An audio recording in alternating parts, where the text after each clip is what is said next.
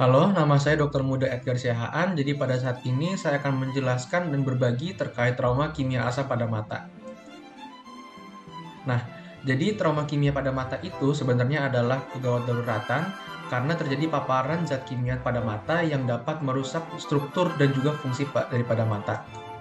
Ini merupakan contoh gambarannya. Untuk keterangannya akan kita bahas lebih lanjut nanti di belakang. Nah, terkait trauma kimia pada mata, sebelumnya apa aja sih yang perlu kita ketahui? Yang pertama, yang beresiko itu adalah mereka yang terutama bekerja pada lingkungan industri, laboratorium, di bidang pertanian, dan pekerjaan lainnya yang terkait dengan penggunaan bahan kimia. Nah, berdasarkan jenis zatnya itu terbagi menjadi dua, yaitu zat kimia asam dan zat kimia basa.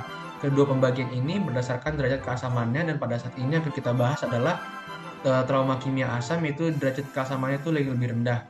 Nah, apa aja sih contoh-contoh zat yang disebut zat asam?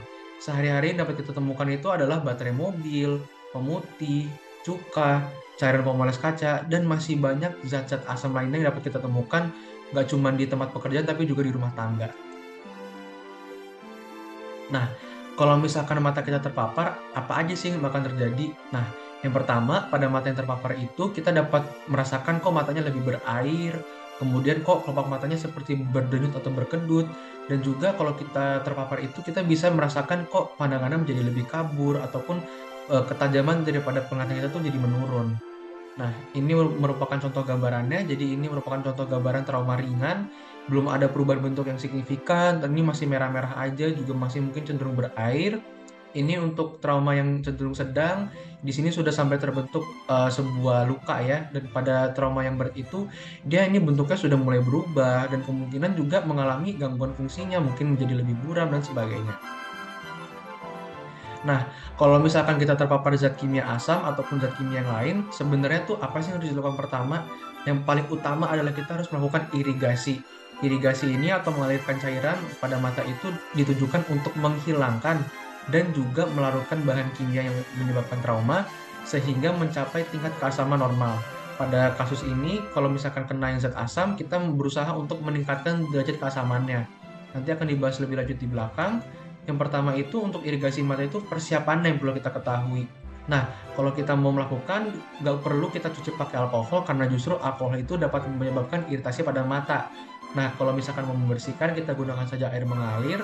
Kemudian untuk caranya itu kita mempersiapkan cairan infus atau NaCl 0,9% ataupun kalau nggak ada kita dapat menggunakan air bersih saja.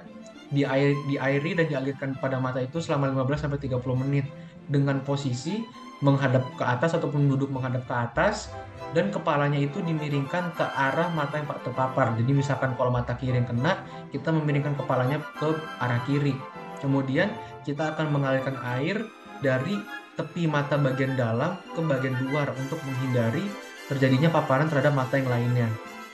Kemudian kalau misalkan kita terjadi eh, paparan terhadap zat kimia asam, perlu nggak sih kita lakukan netralisir? Tidak, karena justru pemberian bahan kimia basa untuk menetralisir itu harus dihindari karena dapat menyebabkan kerusakan mata lebih lanjut. Nah, setelah kita melakukan irigasi pada mata, yang selanjutnya harus kita lakukan adalah membawa ke fasilitas kesehatan terdekat untuk pemeriksaan lebih lanjut. Karena mungkin ada juga kelainan ataupun kerusakan pada mata yang tidak terlihat secara kasat mata. Nah, ini merupakan ilustrasi ataupun gambaran bagaimana cara mengairkannya. Jadi yang pertama kita posisikan pasien miring ke arah mata yang mengalami paparan. Jadi di sini dia miring ke arah kanan. Kemudian setelah itu kita airi dari bagian mata yang dalam menuju bagian yang keluar untuk menghindari paparan pada mata yang lainnya.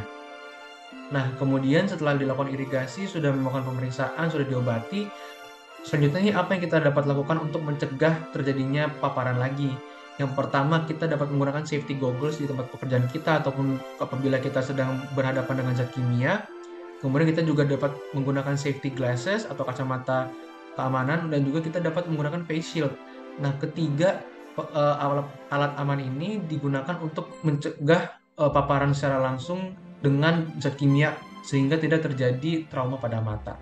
Nah, demikian sharing dan juga sedikit pengetahuan terkait trauma kimia asam pada mata. Sekian, terima kasih.